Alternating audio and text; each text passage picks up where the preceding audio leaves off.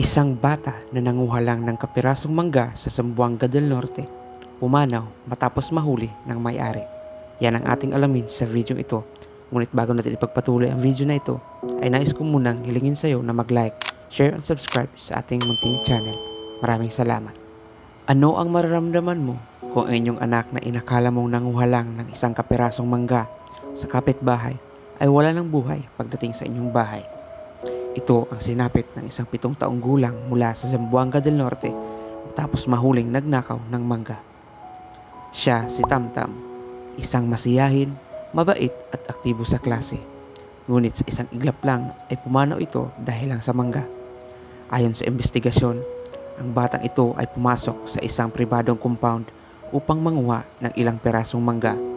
Ngunit sa kasawiang palad ay nakita ito ng may-ari ng puno. Dahil sa galit ng may-ari sa ginawa ng bata, ay hindi nakapagpigil at humantong ito sa malagim na insidente. Pumanaw ang bata matapos makorner sa isang silid at doon na nga naganap ang hindi inaasahang pangyayari. Gamit ang 2x2 na kahoy ay tuluyang nagtapos sa kinabukasan at buhay ni Tamtam. Nasa huli ang pagsisisi. Ito ang nararamdaman ng suspect pagkatapos niyang nagawa sa bata. Sa kasalukuyan, ay tuluyan ng inaresto ang suspect at nahaharap sa patong-patong na kaso. Ikaw, ano ang masasabi mo sa videong ito?